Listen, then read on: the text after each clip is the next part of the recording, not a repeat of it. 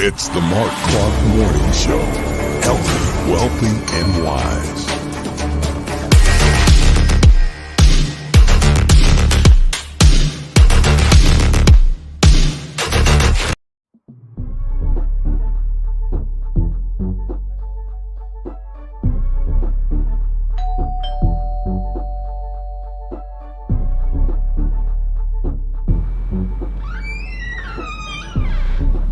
Delicious beverage? Duh.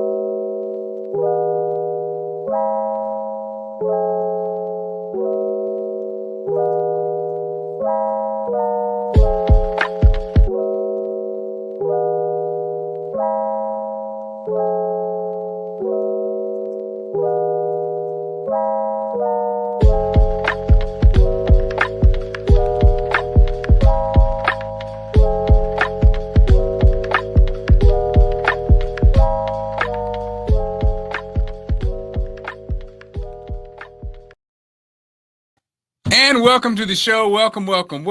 It is the Marc Clarke Morning Show. And don't be frightened by the spots on my head. I'm going to live. My lighting is messed up a little bit. I got to bring to the stage, first of all, this young man has done something that's never been done before. To set the stage, let's do this. I'll fix my light. Let's set the stage. A picturesque day in Salem, Virginia for the 2021 CIAA Championship game, and it was feeling real familiar out there as Fayetteville State and Bowie State squared up in the ship for the third straight time.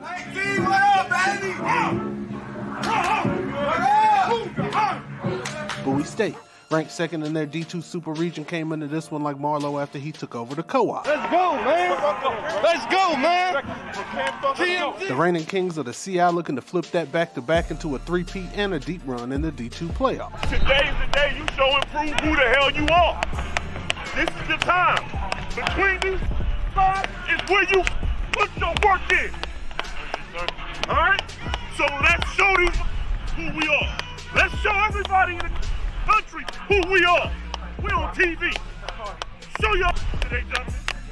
Alright? I'm telling you. Inflict that pain and that punishment every snap. Every snap. Let's go. Turn that up. Bring that live today, gentlemen. All the way live. Let's go. Bring that today. Yes, sir. Bring that up, man.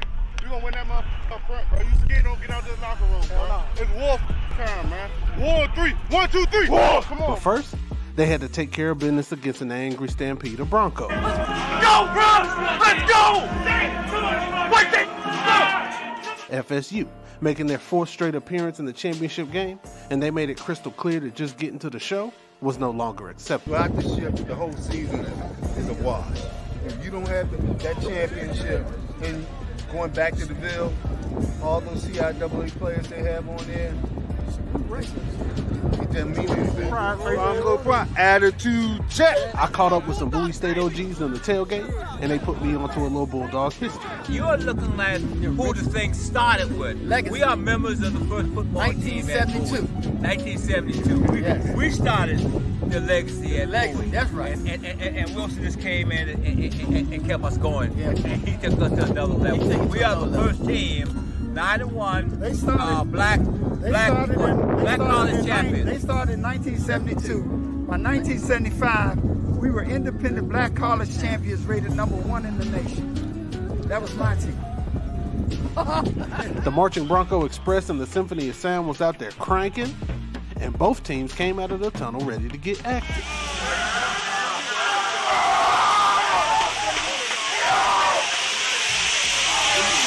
Bowie State going off the leash early in the first. The balanced attack ends with a 10-yard touchdown from Jerome Johnson to Karan Winder and it's 7-0 Bowie.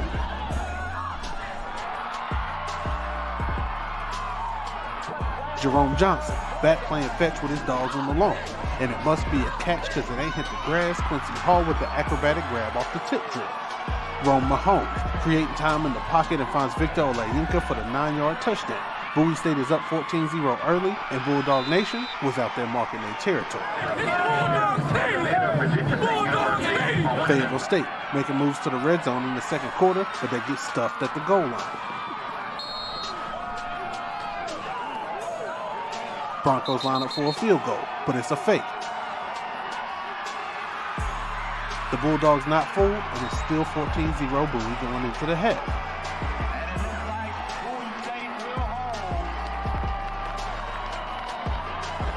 And the boys from the Ville came out for the second half on a mission. Darnell Walker, Matt trucks his way for 12 yards. Then it's Kahari Lane, finding Brandon Knotts, wide open for the 26-yard touchdown, and the Fayetteville State side goes ham, down 14-7 going into the fourth quarter. Broncos get the ball back. Kimo Stockdale, rumbling, bumbling, stumbling, and eventually fumbling. Bowie recovers. It's review, Bulldog ball, the back-to-back CI champs on the move with 8 minutes left to play. They get into field goal position. Aylin Omerhadzik knocks it in, and Bowie State is up 17-7. 5 minutes left for Fayetteville State to avoid a fourth straight championship game loss. But the Bulldog D locks up, and Bowie State three-peats as CIAA champions and heads into the D2 playoffs as a 2 seed on a mission for a NAG.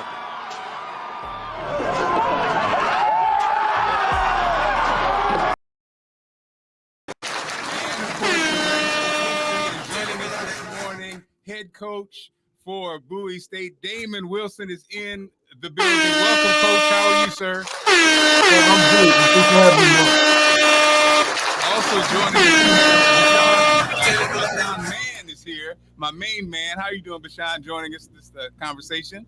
Hey, Mark, I'm doing great. Coach, it's good to see you here this morning. And yes, we got the sportscaster, Lou Holder, is in the building also. Lou Holder, what's going on, my friend? Hey, well, I'm sorry, Coach, you had to sit through all that. But Coach, what a blessing to have you here. Congratulations. We're so proud of you. You've done something that's never been done before. But before I even we even hop into it, I have a new toy, so I have to go ahead and say and let the universe know this about Coach Wilson. I'm thinking yesterday's price is not today's price. Yesterday's price is not today's price, Coach. That's a nice toy. But congratulations. In addition to winning the championship, you're three-peating. You're also Coach of the Year, my friend. Coach of the Year. Congratulations. First time in history. You are on a roll. You are doing everything you told your players that they could do. All possibilities are on the board. It can all happen. And Coach, talk to us about how it feels right now, sitting atop this amazing program, this amazing year, and this amazing accomplishment that you're enjoying right now. Oh, it feels great, to be an alum here at Bowie State University and have an opportunity to be the head coach and lead this ball club on and off the football field. It's a great feeling. I mean, these young men and my coaching staff have done a great job taking this program to the new level. And I'm continually, and I'm gonna say surprised, but just energized with the energy and the compassion these guys play with, or the passion these guys play with throughout every week. Every week these guys giving everything on the field and off the field, and I'm extremely excited to lead these guys. And Coach, talk to us about this award. I mean, this is the first time in history that a coach in the CIAA has been awarded Coach of the Year. You are, again, standing on the shoulders of so many that came before you. And it feels like, Coach, when we look at you, that you are the future, my friend. How does that feel? Well, first of all, I appreciate you saying that. And to receive this award and being, like you said, being the first in the conference to ever receive this award and the fourth minority to ever receive the award from the Division I all the way down to Division II ranks, it's a great honor, but it would not be possible without the guys before me, the Eddie Robinsons of the world, the Joe Taylor, Steve Wilsons of the world. Those guys gave me an opportunity, to come into this profession and try to help take it to the next level and lead these young men, like I say, on and off the football field. And I was given an opportunity by Henry Frazier to get into this college coaching deal in 1999, and I haven't looked back since. But I'm always trying to take our program and our coaching staff, I guess, to the next level to do some things that may not have been done before. And so again, with the show, it's a loose show. It's almost like the barbershop kind of feel. Everybody's comfortable, but I did want to go around so people know we have Lou Holder joining us. Lou, who's a personal friend and an amazing broadcaster, teacher, influencer, joining the conversation. And then of course we have we call him Bash, but Bashan Man, ladies and gentlemen. He's the most interesting man that I know. But Bash is many things, veteran, educator, innovator. He's in media. He also has he's a great dad, and he's joining the conversation too. So it's open, guys. So, but Lou, let me start with you from someone who's covered so much sports, and you basically are seeing what's kind of happening as far as HBCUs getting some spotlight. What does this mean to just sports when a Coach Damon Wilson gets this award, Lou? Yeah. Well, first of all, thanks for having me on, Mark. I appreciate it. And to have me on with these two gentlemen is a treat. I got into sportscasting to tell stories just like Damon Wilson. That's why I got into sportscasting, to tell great stories. And this is the best story in the DMV. The coaching excellence that's going on with Damon Wilson and over at Bowie State is why I got into sports. We've had a lot of great stories since I got here in 2002, Maryland, the Caps, the Nationals. But when it comes to college, if Damon Wilson was coaching at Maryland or another school, it would be all over the place. But because it's Division II and it's an HBCU, it doesn't get the headlines. And I'm in the industry, and I'm telling you, it doesn't get what it deserves. But as I grow and as I mature as a sportscaster and somebody who tells stories, what this man, Damon Wilson, is doing over at Bowie State, put respect on that name. Right? Because it is not a flash in the pan. I've been here for almost 20 years, and I've never seen a consistent program not get the credit where it's due. So I challenge all of my people in the media that if you are going to be a good journalist, you got to go after all the stories. And what Damon Wilson is doing over there, and kudos to you, Coach. And yes, that title and that honor is well deserved. Well deserved, because for people who watch and know football and know what maybe some of your limitations are, and know some of the talent, most of the talent that has made Damon Wilson Coach of the Year is right here in this area. You don't see a lot of kids from California or Michigan or Florida. He recruits and gets the talent that's the best right here in the DMV. So for him to win back to back CIAA championships and to be as highly ranked as he is, and he's so humble too, it's a great story, and it makes me smile, not only as a resident of Bowie, Maryland, but as a sportscaster of color, as a man of color, as a fraternity Greek. I'm a Kappa, he's a Omega, but it's all about achievement and doing things well. That's what it means to me. Personally and professionally, it's one of those stories that with all the other craziness that's going on in our world, to see this story makes you smile, and it should make all of us proud. And Bash, you basically, and also I can't forget Bash is an amazing author too. But Bash, you're also a bruh. You know this man more than just as a coach, and it was very important. I wanted to bring you on because there's some questions. You're like, Marc, make sure that we tap on this when we do this. So I said, Bash, you need to come on. And so Bash, there's some, some questions and some things you want to point out to make sure we cover. I know Coach can't be with us a long time, but while we have him here, so please do that, my friend. Marc, good morning, gentlemen. Good morning, Lou. You really have really hit the nail on the head with regard to the word consistency, right? The consistency that a Coach Wilson is bringing to the Bowie State program, to the community, in terms of changing. I've said this to him before, and again, he for those who don't know, he is my chapter bruh. So I have had the opportunity to sit and talk with this gentleman and to see up close what he's doing in terms of changing the lives of young men, both on and off that football field. So, Lou, when you talk about, not grabbing, people aren't coming from California. They're not coming from the Pacific Northwest or some other areas across the country. They're coming from right here, Maryland, DC, Virginia, perhaps Philadelphia, Tidewater region. And he's changing those lives. And I think, and I'll let Coach speak to this, because one of those questions that I had talked about with Marc was, what are those challenges? What are the challenges that a Coach Wilson is facing at an HBCU like Bowie State? Because, there are other HBCU programs out there, and you've got coaches that are facing similar challenges. But I want to hear it straight from Coach Wilson. You off the success of really, it's more than just the 3 past years and the record-breaking achievements that you've made, but you've had a chance to see this program grow. You've grown the program. But as we look towards next year, what are some of those challenges that you face?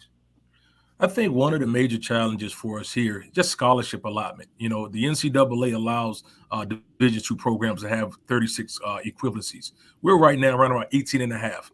So we're having success with 18 and a half scholarships. So that's an area for us that we want to improve. We want to give our student athletes a better opportunity to receive their education without loans and that sort of thing. And in order to do that, we're going to need to support. This is big to get the coverage that we're getting now, because hopefully it opens some folks' eyes in our community to let them know that, hey, Bowie State still needs support. Our enrollment, our university is growing. However, we still need support. Athletics is an auxiliary service at the university. So therefore, a lot of our funding comes from our donors. So it's really important that we get that message out there to people, because our student athletes deserve it. I don't believe in a Division II experience for our student athletes. I want them to receive the best of the best. And recently we've been able to catch flights to a couple games. That's something that typically doesn't happen at the Division II level. But because we're right now on a national spotlight, we're ranked number 6 in the country out of 165 Division II programs. I think these guys deserve it, and that's something that we want to continue to try to improve, is our scholarship allotment. Coach, so, I think with, everyone's talking about Deion being, at HBCU and what it brings. And I know you have recruits coming, so you can't be with us that much longer. But so, Coach, I guess there's always going to be good and bad that comes with that. Talk to us about what did it mean when, Deion, with what he brings to the game? What did it mean for HBCUs that he is now involved and able to leverage some of the things that he has? Well, it's quite interesting. If you sit back and look, it's really almost like a revolving process. This isn't the first time that a former NFL player has become a head coach at an HBCU.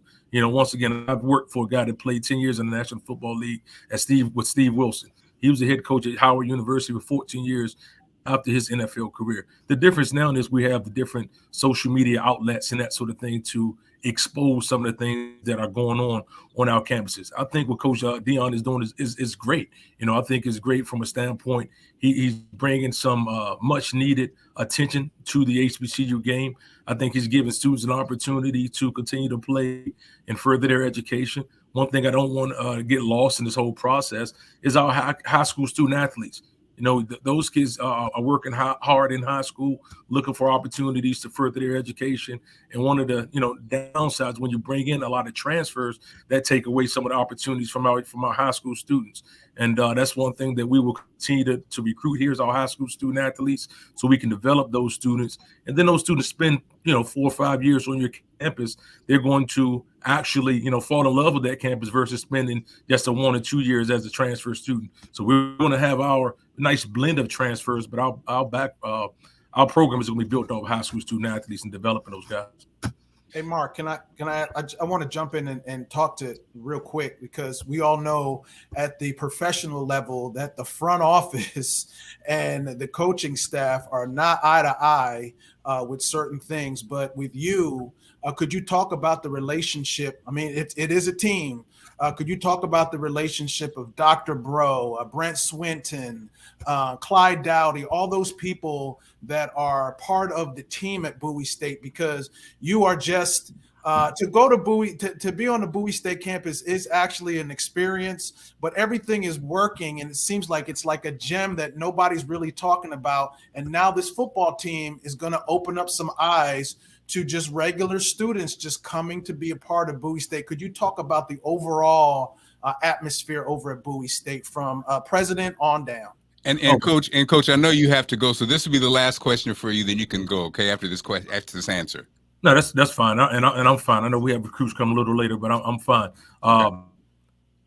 What you just mentioned is Dr. Bro is leading this university in a way. Her initial, I guess, motto was racing to excellence, and she hit the ground really rolling. And if you were an administrator or you were a staff member that wasn't ready to run, you probably got left behind a little bit. But she's all for building this program.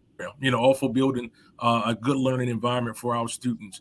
And one thing that we're working on now is our stadium improvement. We're going through the design phase, if you will, to possibly get a new stadium down here at Bowie State University. And that's because of people like Dr. Bro, Clyde Dowdy, and Mr. Swinton. Dr. Johnson is helping us a great deal with admissions and enrollment. So I think we have the administration here that understands what it takes. It's new for some because they weren't previously at schools that had a successful football program. So it's really up to us as alums and supporters in the community to really buy into Bowie State University and assist us along this journey. It's so interesting, Coach. It just speaks to who you are. When you raised the question about what about the high school athletes, it's so interesting, Lou and Bash, because on the D1 level, and even just the way it's covered, that is never talked about. That is never talked. I mean, the only time it's talked about is where does that high school student rank as far as player goes, but as far as the needs and what they need is never. And I think that speaks to your character. This question comes from B. Lawrence. It says, how has the state of Maryland funding that was misappropriated to other non-HBCUs affected your program in school? Where is the status of that money? Well, I know the administration is still going through that process, and I know we have been. Great question. Okay, I know we have been awarded some funds from that lawsuit that was going on. We have not had the conversation of how that's going to help our athletic teams right now, but I know Dr. Bro and the administration will, do what's needed to assist us in moving forward. Mark, if I may, Coach, you've got an opportunity here, and you've got two people here in the DMV area and really nationwide in terms of media professionals. What do you see from your vantage point in terms of getting the community? I mean, look, Lou, you sort of tapped into this a little bit earlier. How can the media work with you, Coach, in order to promote your program, in order to drive eyeballs or drive that machine towards getting new scholarships, increasing that number? How do you all meet in the middle? I think this is a great start, and I've met with Lou a couple of times this year, and he took the opportunity to tell our story, and we're really thankful for that opportunity. I think this is what it's about. sometimes we have to educate people. You're looking at a university that's been around since 1865, been playing football since 1970, and we haven't had the success here that we're having recently. So you got to educate people, letting folks know what's going on your campus, not just on the football field, but talk about we're graduating over 85% of our student athletes. We're involved in community service projects monthly. Our team GPA is right around the 2.85 right now. Our goal is a 3.0. So we're doing a lot of good things in the community, but I think if the story is never told, it's hard for some people to buy into or believe in what we're doing. So I think opportunities like this is great. I think our alumni base, we got to turn it up a little bit. And I'm saying it as an alum, we have to turn up because our students deserve more. We have to give more so we can give our students a great opportunity. I think there's a lot of great things going on campus. However, we have to do more so we can put our student athletes in a better position. Hey, Marc, I gotta say this one thing, because as a student athlete myself, I played soccer at Rutgers, and that is so important. What's lost, I think, on HBCUs and a lot of all these athletes is that it's athlete student and not student athlete, right? And I just witnessed my school. They were 5-7. They were not bowl eligible, but because of something that happened with COVID, the NCAA had to go and find a replacement team to play Wake Forest in that bowl game, right? Because Rutgers had the highest APR, they picked that school to go to a bowl game, my school to go to a bowl game. And it's because of the work they did in the class. Now they got destroyed by Wake Forest, right? But at least they got a chance to go, right? And if you look at the overall academic success rate of Bowie State, I've seen some of the athletes, I've talked to them. The thing that I think that makes me the most proud, Marc, is that not only are these students, doing well on the football field, they're doing well in the classroom too. And that's the story. As a journalist, that's the story that's not being told enough. That these kids are graduating. Amir Hall, one of Coach's stellar quarterbacks, he's now in media production. He's now in our field doing things. And, there's life after college. And Damon Wilson is preparing these guys just like all these other coaches. And I think that to me, as an educator now, that to me is the bigger story than just the success on the football field. Because once these kids leave Bowie State, they are now successful for life. Because a lot of them, that's the CIAA championship was the last game that they're ever going to play, right? But they're still being successful, and they're in our community being successful. And I think that is part of what makes me so proud of this story. Well, and that's the story, Lou, that again, the general market doesn't know, but many Black folks don't know either. It's like when you talk about HBCUs and what it brings, what it offers, as Coach Wilson knows. He knows, and that's what he just said. What about the students? It's about the students. It's about their lives. Football feels great, and hey, a small percentage is going to make it all the way to the pros. But what you get in HBCU, that connection, that lifelong friendship, that's the kind of thing. That's what you build, and that's how you change the world. Someone asked about, why don't we get coverage on blank, blank, blank? Look, we're at the point now where we are so, especially our generation, we ain't expecting it. I don't look to any of those sources for real information that I need, because they're not going to give it to you. They're going to give you some BS story about, like you said, a band scandal or this and that. They're not going to give you a real story. I thought it was funny. The NFL player, he apologized to Deion because he basically said no stars are going to come to HBCUs. Well, that's changing, because when you look at a program like Coach Wilson has put together, when they start talking to their friends and start to see what's going on, they're different than us. We were raised a certain way where everybody wanted to get the top agent and go to the top school and drive a BMW. This group of these kids are different. They are on social media. They talk to each other. And so they're saying, look, I'm thinking about this, and it can actually happen. And so, Coach, now obviously the question people are having is, I'm sure you're getting offers. How will you deal with that? Even if it's, D1 HBCUs or, that the spotlight has been on you. I'm sure you've always had to deal with this. How do you handle it? It's an honor. You know, when other universities, they've been calling for the last 7-8 years. It's an honor to receive those phone calls. I'm not a guy that is driven by personal goals, if you will, with regards to my personal finances or that sort of thing. I'm driven by these students. You know, I had a goal when I came here at Bowie State University, and that's to win the national championship. It's never been done at the Division II level with by an HBCU. So that's something that it really drives me, along with building a facility. I want these guys to have a top flight stadium to play in. I want these guys to have a top flight press box and all that good stuff to play in. So that's something. Hey, say that again. Yeah. I want to eliminate the tent that the president is in at the game. I want a suite for the president. So that's something that I envisioned years ago. So like I said, those opportunities are it's an honor to receive the phone calls. But right now I'm not finished what we started here. I have a great coaching staff, and we're developing student athletes, like I say, on and off the field. And I have 6 alums on my coaching staff. You know, so it's important for me to guide those guys and help those guys move forward in this profession as well, so we can have more branches off our trees and more of us become, head coaches. So, I'm not finished my overall goal here when I'm talking about moving to other places. Coach, I want to let you know you always have a place here. I think we're seeing with this, with all these streaming shows from podcasts. Lou Holder's getting ready to launch his own podcast and podcasting network.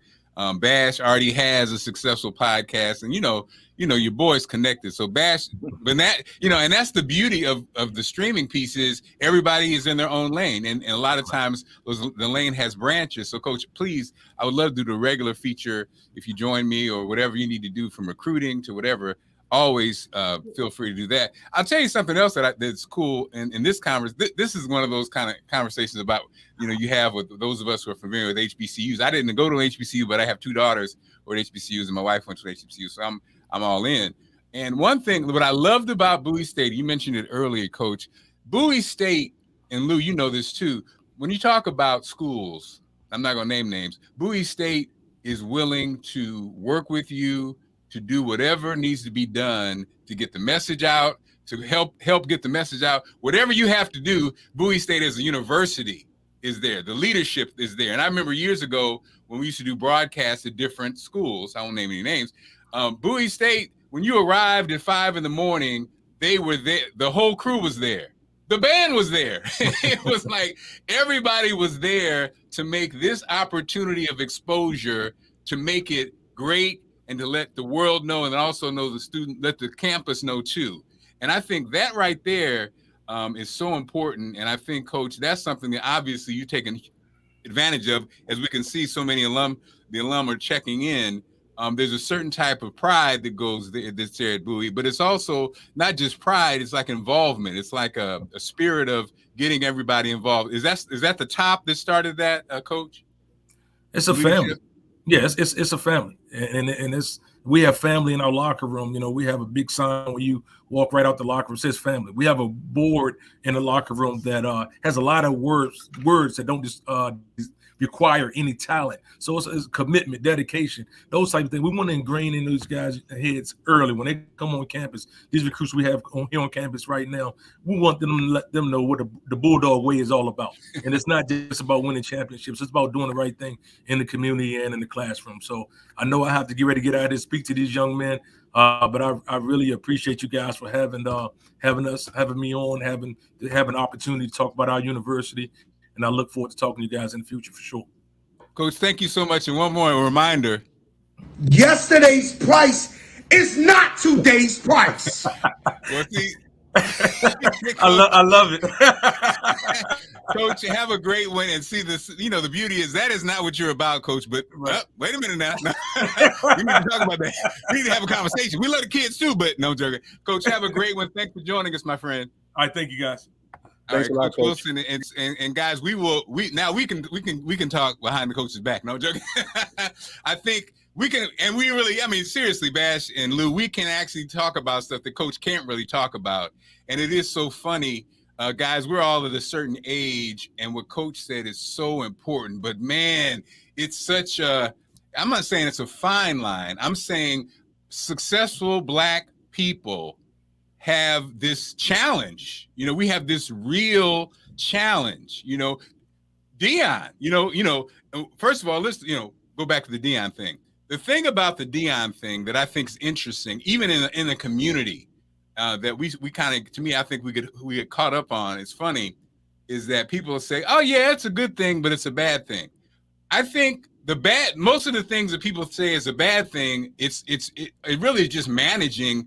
It's just managing success. It's almost like especially our generation, we grew up in the don't show nobody our dirty laundry era. That's where we came from, right? So it's very hard for us, to be honest, to have a real conversation about things sometimes in public.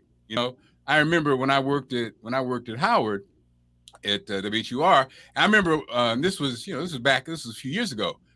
Things have changed now, but I remember like looking at the facility for the athletes, and I saw some damn Nautica equipment, which when I was 19, Nautilus came out when I was 19. I worked at the YMCA. I knew the Nautilus salesman.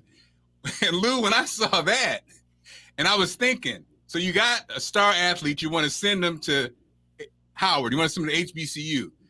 You visit there, and then they go visit Nebraska or they go visit Florida State, and it's 2 city blocks of equipment, and it's the guy who just invented the new thing. And so the competition thing, and we're not even just talking about sports, it's happening with HBCUs, with real schools, with my daughters, so your daughters, go to great schools and are getting recruited by HBCUs, but the first week of school, the housing ain't ready. So we are at a crossroads, which is a good place to be, where we those old systems that we grew up with, guys, Miss So-and-so who was in charge of this, it has to be changed. You're going to have to maybe hire somebody who used to run Marriott to take over housing for your school. You're going to have to look at that weight room, that facility, not just weight room, that facility, and say, okay, Bash, Tony Horton, who do we need to bring in here to bring this program up to blah, blah, blah, right? These are the kind of conversations we have to have, because the spotlight is coming and more kids are coming. The good news is more kids are saying, I want to go to HBCUs. I want to do this. Now, the bad news is we're going to have to make it better. We're going to have to make it better. What do you guys think? I'll say this, Lou, excuse me. I'm sorry for jumping in there. No, go ahead. So this is where, when you talk about a Coach Prime, right? Deion Sanders coming in. And as Coach Wilson was saying, like, he's not the first former NFL player to be an HBCU football coach. He has presence, right? He is not someone that shies away. I don't know that Deion Sanders has ever seen a microphone that he didn't like. So, but I'm sorry not to cut you off, but let me hop in. Sure. He's the first who brings sponsorships. He's the first who's been not only a Hall of Famer, but he's bringing a cachet that nobody else has. Like you say, at a time where social media and what he's bringing has a whole different power than it did before. Completely understood, and for that, I believe that is a good thing. That it can be used, and he's obviously using it to his advantage, there for his program. And I just hope, here's what I know, like, about Coach Wilson, who we just had on. He's in there trying to make a program. He's in there generating a whole holistic program, right? That's going to further the lives of these young men that come in there. And when you're in a battle against sponsorships, gym equipment, other facility hangups and such like that, you have to have a coach and a coaching staff that is in there saying, look, that, the entirety of this program speaks more volumes than what you're seeing, in that gym or in terms of other incentives we can offer you. Now, that's not, how long can you sustain that? Which is why I think, other than, someone like a Bashan Mann on here, you need more Coach Wilsons. You need more Lou Holders, those folks that are here, even within the DMV community, that are in touch with what these high school kids are looking for, what these college kids are getting once they step on campus, whether it's at the Naval Academy, whether it's at the University of Maryland, whether it's at Georgetown, whether it's at Bowie State or Howard here in the region. So I'll stop there. Lou, give it over to you. Yeah. So first, I got to give my background why this is such a great conversation. I was born at Howard University, Freedman's Hospital baby. My mom, her pharmacy student, class of 1969. My wife and Marc's wife went to Hampton together and pledged Delta together. My son just graduated from Howard University. My daughter is a senior in high school, and she is going to an HBCU. It's Allison, Marc's wife, said something when she guest spoke at one of a program at my school, Prince George's Community College, where I teach. And she said Hampton was like a warm hug before going out into the real world. And I think that that is so true, because my son, who ran track at Howard, he got that warm hug. And now he has classmates from all over the world that went to Howard University. And it was exactly the right fit for him. Now, with all and again, the people storming the A building at the school, things not working at the school. My mom said that they were having the same problems in 1969. Something needs to be done with all the endowment monies. And you said something that was really, really important, Marc, with Dion. It's all about timing. The timing was right, because Doug Williams was at Grambling, right? There was other people of notoriety at these Black HBCU schools, but right now it's all about timing. Right? It's all about timing. And Dion is just opening the doors for Hugh Jackson over at Grambling and all these other people who are going to step in. But with that, you're right. The spotlight is going to now start shining on stuff in there. And Bezos's ex-wife giving money to HBCUs, endowments all over the place. There's no reason in the world that a Howard or a Bowie State or a Morgan or any of these HBCUs should not be up in their level in not just, building infrastructure, but athletics, fine arts, everything. The money is there. It just needs to be managed correctly. And I think we'll start seeing that. So I think you're right. We got to start shining the light. The media starts needing to tell the proper stories, right? And encouraging, the growth and people going to these schools. But again, I look at some of these HBCUs and I see the kicker a couple of years from Howard from Sweden, right? He going to HBCU. Oh yeah. So, Oh yeah. I mean, it's they want to get down too.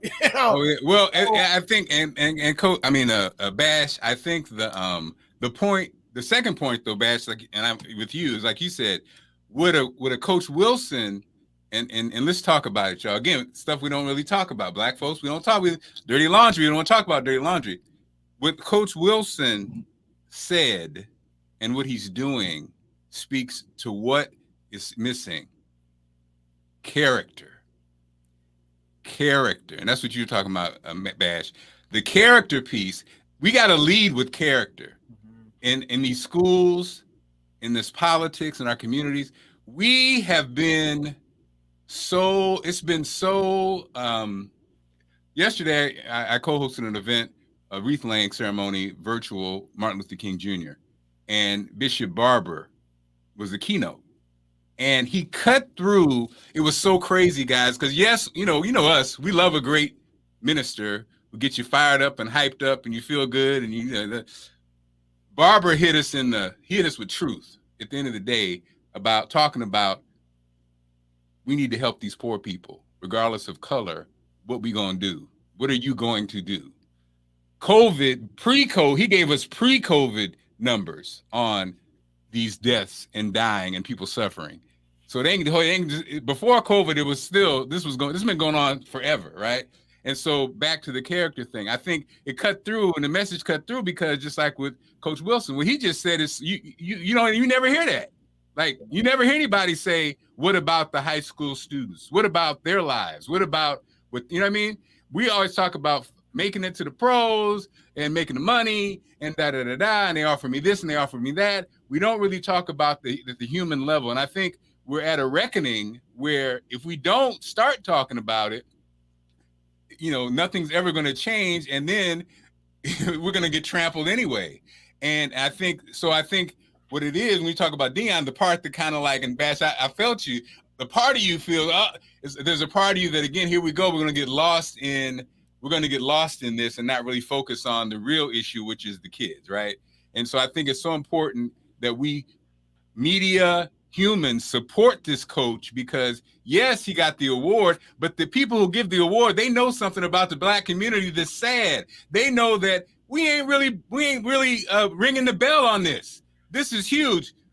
B. Lawrence just said it. I don't think people grasp Coach of the Year. All 50 states. Yeah. Every damn church should be talking about this. This is something special, because what they've understood about the Black community is we don't be paying attention. So then, 10 years from now, when the next 10, 12 they don't ever mention no Black coaches, they're going to say, what are you talking about? Coach Wilson won it in 2021, and y'all didn't say a damn thing. It wasn't even a story on the Black News Network. It wasn't even a story in Washington on Fox 5, on any standard. Have I seen a feature? Have I seen a feature on this? Three-peat and award? No. But are we talking about it? Are we talking about this at the barber shop? Are we talking about this at the beauty shop? We know the answer. No. Some people don't even know what Bowie State is. In fact, talk to your upscale, your upper middle class Black folks talking about sending their kids to Bowie State and Howard and Hampton's in the mix, and people look at you like you're crazy. What now? Right. And so, the problem that we have in this area is there's a lot of competition for eyeballs, right? The DC area has all the professional teams, and when you only have a certain amount of time for sports, right, where sports is being cut at the local level all the time, right? You go after the big names. What's Washington? What's the football team doing? Everything like that. Again, news directors, and when you talk about character, I'm talking about character, which we've seen at Bowie State. Coach Wilson mentioned it. Dr. Bro, the administration has to have character. The news directors at these TV stations and the radio stations, they all have to have character, and we have to tell the story, right? It ain't all about the insurrection every single day, right? Let's, in a newscast, Mark, you seen it. If it bleeds, it leads, right? So we're going to talk about all the shooting. We're going to talk about this. We're going to talk about people in conflict. But do you have a story right here? The man said it. All 50 states. This man was named Coach of the Year, and nobody's talking about it, or at least not enough people are talking about it, right?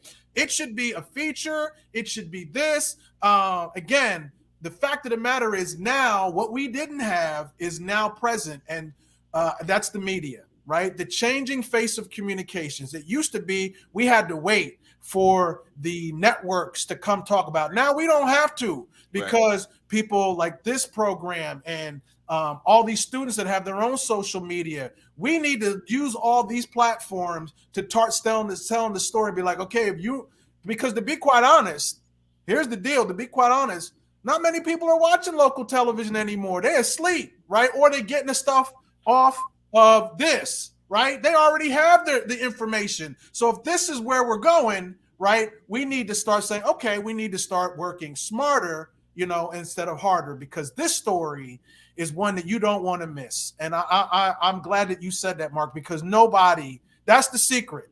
We're not supporting our own, and we waiting for other people to tell the story. We need to tell it ourselves. Well, Lou, and that's why it's so funny. All three of us have worked for, have done it on other people's shows. So it's important to have our own shows, keep them up. Because this is where it's going. This is where it's going. Because like you said, Lou, the funny part about it now, the irony of, I think, we've been in this media for so many years, and Black folks have always complained that, why ain't you ever covered it? No, because they don't care. Okay, that's why. They don't care, and they're not going to cover it because they don't even cover stories that affect the general market. Like you said with sports, look at the sport. They're cutting the sports. Sports is nothing now. Sports is nothing. They're having news anchors read sports. They've gotten rid of this. Who do you know that's doing sports now in this era? Everybody's going. The great Channel 4 with George Michael, right? They don't even have a sportscaster now, right? Their news people are reading sports. They've gotten rid of it. And everybody gets on me and be like, Lou, how come we're not doing this? Because me, you, both of us, we all have to go into these meetings, and we have to sit in these meetings, and we have to sell the story. And if the story is not sexy enough to the overall crowd, we get pushed to the side, right? We have to go and fight for the story. Why should I have to go into a newsroom and fight for a story, a feature on Damon Wilson winning Coach of the Year? But I do. Yeah. I do. I have to fight really, really hard because I got to tell you that the weather people have to be told it's going to snow 5 times, right? And we got all this death and destruction and everything like that, but there's just not enough room in the sportscast or the newscast to say that Damon Wilson at Bowie State, Division II, won Coach of the Year. But you know what? And the blessing is, so that's the blessing. So now we have to do it ourselves. Shout out to Harold Bell, who has his own show. Harold's been doing sports. He is the father, basically, of sports talk. And he's here in D.C. He's 80. Harold's 83, and he does a streaming show.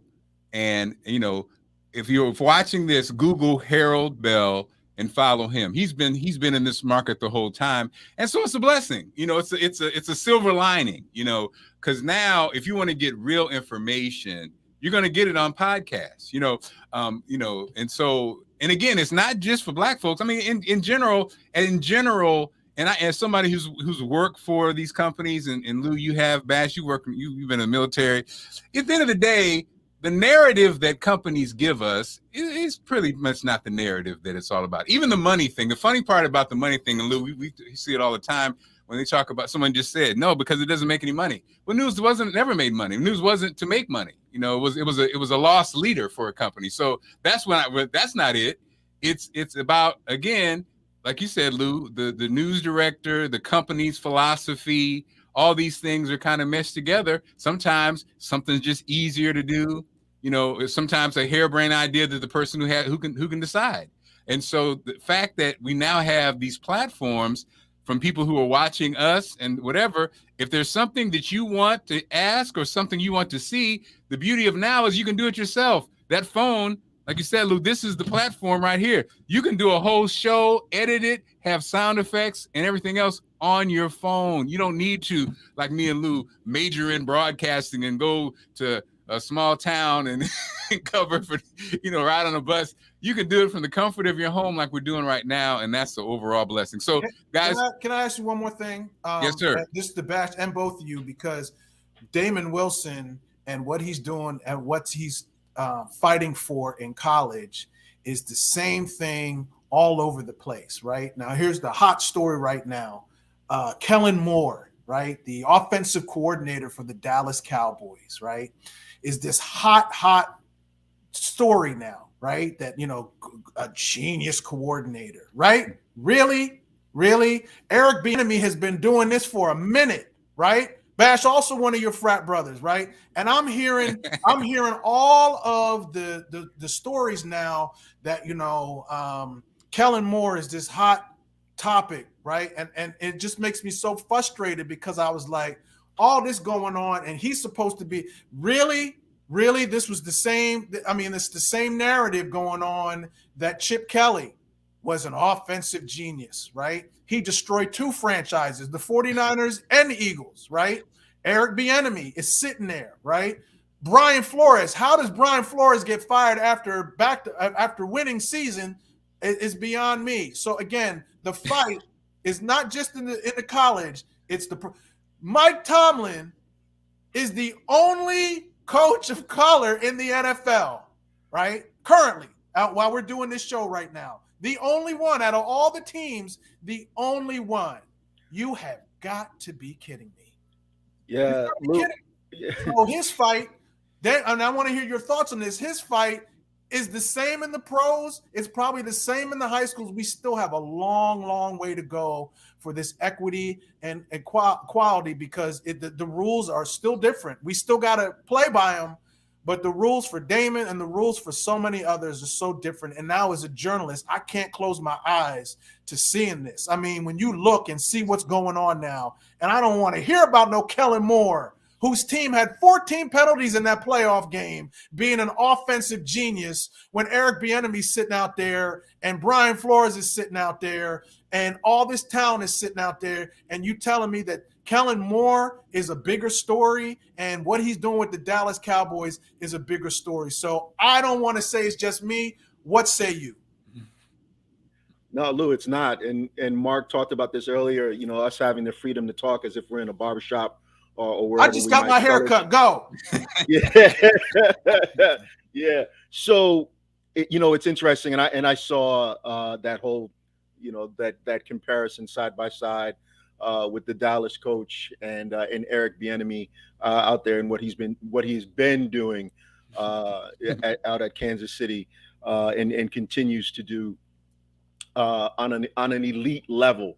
But the automatic pilot or in the programming, the conditioning, give it a name, to which we see and that others perhaps do not see, or even they do see and could give a damn. And that is when you have someone like Flores getting fired in Miami, and then the backstory, or you sort of peeling back the onion a little bit. Oh, it's because of his leadership style. He wanted too much control. You know what? When a Belichick or a Parcells or name that individual, when they come across as like, oh, they want to player personnel and team president and game management, they want to have all those hats, and then everyone's like, oh well, he's just a coach that knows what he wants. But if it goes the other way, a little too much of a hothead, asking for a little too much, and that rolls off of people's tongues so effortlessly. Oh, it's like propaganda, right? Well, and so let me ask this, guys, because I think we're in the same age group. I'm finding that I don't even I express my frustration on the couch with the kids and the dogs, and then I kind of keep it moving. I think I'm into building this, or I'm into building. Even when I get a job, when I have a job, I think it's so important that we build our thing, our platform. I talked a little about this earlier, because those things ain't ever going to change. The most blatant one, guys, is just what last week, Tom. So your boy gets, your boy gets kicked off the Buccaneers for being crazy, which he is crazy. But then Brady gets in a screaming match with his coach because he got to go back in to get Gronk his bonus. And all these snarky sports shows, everybody's a comedian, everybody's got criticism, everybody throws darts. But Tom Brady cussed out the coach because he wanted to go back in to make sure that his tight end got his bonus. And I heard no complaints. Can you imagine if a black quarterback was going to go on to get his bonus? Are you kidding me? Nobody said nothing. Oh, Gronk and Tom Brady. Nobody called Tom Brady selfish. They didn't call Gronk selfish. What about that? It's all about the team and the Nobody said nothing when Brady said, "Get out my face, coach. I'm going to go get my man his money." Shut up. Nobody said nothing. But then the coach, the next week went in and smacked the black player on the head like he was 16 years old. Now, if the player turned around and grabbed him by the neck and said, "I'm a grown-ass man, don't ever do that again," they'd call him a criminal, an animal. And the part that hurts so much is we do the same thing. We'd be the first to say it. We'd be the first ones. So, you got to make sure you can maintain yourself. You got to make sure. Brady threw the thing the other day, the computer the other day. Ain't nobody say nothing. And so, for me, I'm at an age where I just be like, okay, because it ain't ever going to change. It's never going to change. And with us talking about it, it ain't going to change. So I'm just like, let's put it into this, I guess. Then we can talk. We can have this conversation and not be worried about getting called in the office.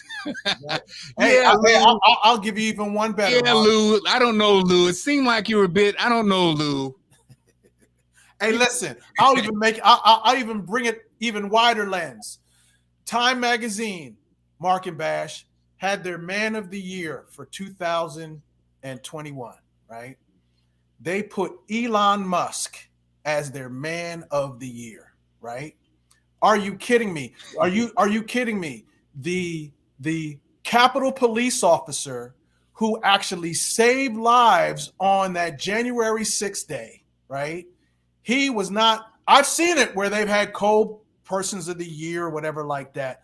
But to not give this man the platform, maybe because of his skin color, I have no idea. But you're telling me what a billionaire does with his money, Mark and Bash, does not impress me than what that Capitol Police officer did on that day to save Black lives, white lives, female lives, male lives, Republican lives, and Democratic lives, right? Yeah.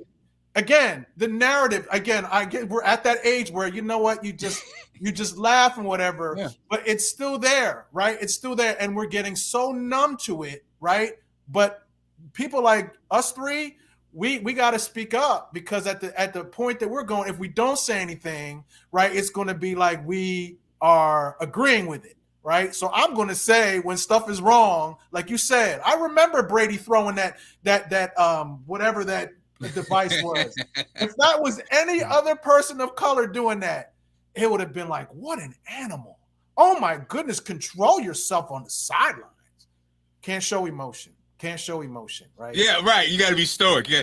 And the thing I think also be cultured.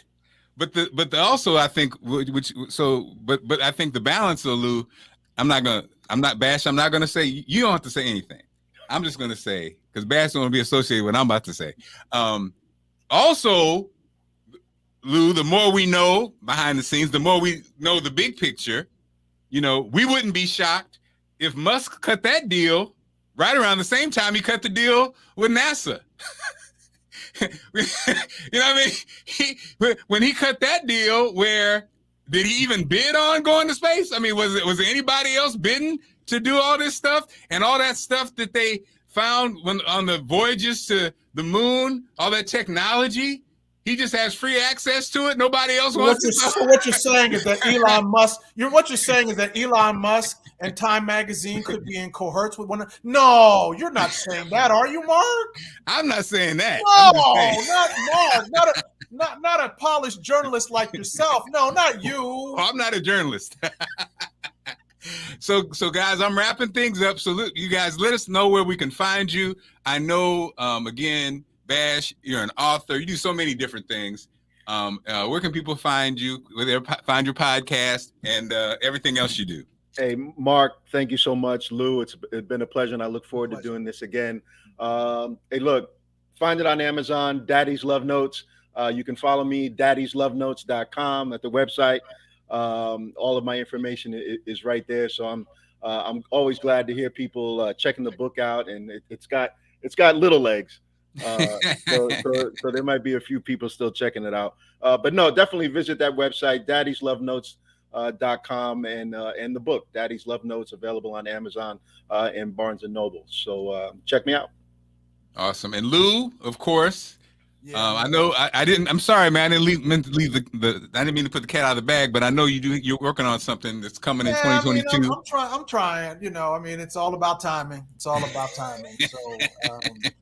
but yeah, I Twitter is basically my main handle. Holder Sports. I'm also on Instagram at Lou_Daddy. I also do a hit on Travis Thomas's show on Sports Talk 980 every Wednesday at 10 o'clock. Every Wednesday at 10 o'clock, I have a segment on there. And the name of the segment is Things That Make You Go, in sports. And I think a lot of what we just talked about would go right in line with the things that make you go, in sports. But I think that you mentioned something in our conversation offline, Mark. We cannot, in that famous line from Beverly Hills Cop, we cannot fall for a banana in the tailpipe. No. We cannot fall for the banana in the tailpipe. So that's where you can find me. I'm growing some stuff, and, just keep that in prayer, because I want to make sure that it's right. And I want to make sure that it's on the same level as the Marc Clarke Morning Show. Well, hey, look, you guys are always hop in anytime. Call, you're going to be on the show. You got something you want to say, you want to promote. That's for everybody who's watching and listening. I see you on the comments. First of all, shout out to Mr. Eric Watson. Eric got the guns in his avatar. I see you, Eric. Good questions and letting them know the guns. But that's what this space is for. Because what I realize, guys, is when you get like-minded people together who ain't haters, so you can do so much. And when you have a product, Bash, you got your fans are chiming in, pushing you. Somebody wants you to run for office, young man. So, is that right? You got little legs, but the fans are out there, man. When you put out a good product, when you're selling something that makes sense, and if the product is even you, I want to help promote that thing, because why not? And again, I think we're at the age where we understand that the clock's always ticking. These moments are valuable. And again, what I noticed, Lou and Bass, because you guys are in the circle, we got a lot of people in our circle who are just good people. Like we don't have that. Oh man, so and so is stabbed me in the back. Like, you see these posts a lot of times, you'd be like, what are they talking about now? Now we worked in places, but I'm just talking about our natural circle of people. Like you said, Lou, your wife, we came together. Our wives brought us together, and so it's like everybody. Allison's brought me to the husband. I was thinking everybody's great. It's been why not expand that and use this platform and whatever to make everybody's dreams come true, because that's what it's all about. So that's what my thing is. So again, if you have products and stuff, you saw some of the commercials that started the show. I don't call them clients. I call them partners. And so thanks again. So guys, thank you so much. Have a blessed day. And I will see everybody tomorrow. Tomorrow is Wednesday. And what are we doing tomorrow? Tomorrow, we're talking with Frank Johnson, who's been in the music industry forever. He has a new book called Ambitious. And also, Sandra's going to be back on. Sandra, who's an author. We're going to be talking crypto, the second half of the show, crypto, real estate, and all that. So that's tomorrow's show. Again, thanks so much. Tyler said, I didn't say Bash had little legs. He said his book had a little legs. No, he doesn't have little legs. Bash, you want to comment? No, I'm going to leave that one alone and just say shout out to Capitol Police Officer Goodman. Yes, man, come on now, Eugene right. Goodman. Put respect on that name. Indeed. And all those police officers that put their lives in danger on that day. Again, that day, sad, it hurts and everything like that. But again, that's another story that's not being talked about. All the people, who talk about shifting narratives. Yeah. You would have thought that was a picnic. And what the narrative, Mark, is, what? If Nancy Pelosi and all those people didn't, if they had more police officers there on duty, there wouldn't have been the need for heroics or whatever. I was like, how do you know that? How do you know that? That was an angry mob. And if you look back over and over, it's a year later and they still trying to weed through all the stuff of that. All I know is that when I see those pictures and know that mob was like feet away from causing major damage, and this was an Army veteran who is not making near $1 billion that Elon Musk was making. He steered that mob away from causing major damage. And you're telling me, as a reputable news organization who has Marc and Bash, an editor, a senior editor who's supposed to do just that, edit, and you can't see that is even worth being co-person of the year? Really? Man, you got me fired up, man. I already got my hair cut. Lou, you need to get this popping. You got a lot to say, brother. You got some pent up, you got some fire in there. All right, y'all. Tomorrow. Take care, everybody. Thanks again for watching. All right.